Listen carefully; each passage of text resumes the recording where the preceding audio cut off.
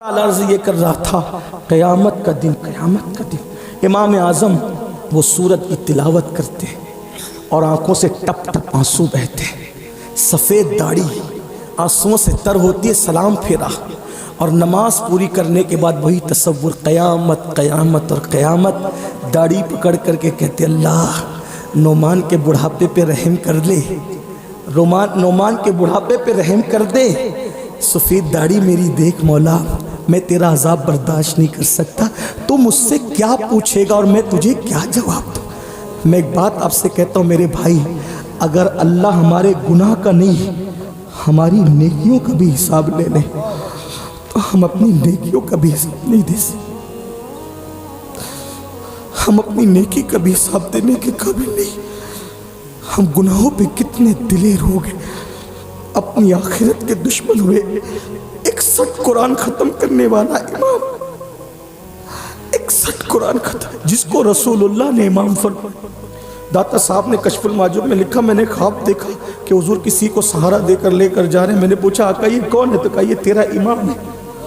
حضور جس کو امام فرمایا تیرا امام ہے، وہ داڑھی پکڑ کے رات کو کہتے اللہ نعمان سے تو کیا پوچھے گا، نعمان تجھے کیا جواب دے گا، نعمان کے بڑھاپے پہ رو رہے ٹپ ٹپ آنسو جا رہے۔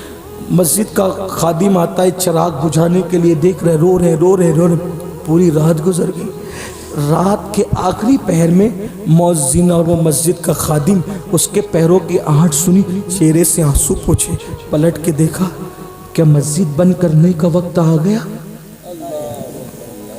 اے مؤذن مسجد کے دروازے بند کرنے کا وقت آ گیا۔ مؤذن نے کہا حضور بند کرنے کا وقت نہیں، صبح ہو گئی، اب تو مسجد کے دروازے کھولنے کا وقت آ گیا۔ کہا رے ہاں حضرت میں بار بار آتا رہا، آپ روتے تھے میں واپس چلا جاتا تھا، آپ روتے تھے واپس چلا جاتا، میرے اور آپ جیسا آدمی ہوتا سینہ پھر چوڑا ہوتا، مطلب میرے مؤذن نے مجھے روتے ہوئے دیکھ لیا۔ کتنا انسان آج کا گوار اور مکار ہے، نیکی کرتا ہے تو دکھا کے اور گناہ کرتا ہے تو چھپا کے۔ امام سے کہا امام مسجد بند کرنے کا نہیں بلکہ کھولنے کا وقت آ گیا۔ امام نے فرمایا تو نے میرا رونا دیکھ لیا؟ تو نے میرا رونا؟ ہاں دیکھ لیا۔ اللہ کی قسم دے کے کہتا ہوں جب تک میں زندہ رہوں یہ واقعہ کسی سے بیان مت کرنا، کیونکہ مجھے ڈر لگتا ہے اگر میری زندگی میں تو نے بیان کر دیا تو کئی قیامت کے دن یہ نہ کہا جائے کہ نعمان روتا میرے لیے تھا اور دوسروں کو بتا دیا کرتا تھا۔ یہ اللہ والے تھے، تب تک ہم بات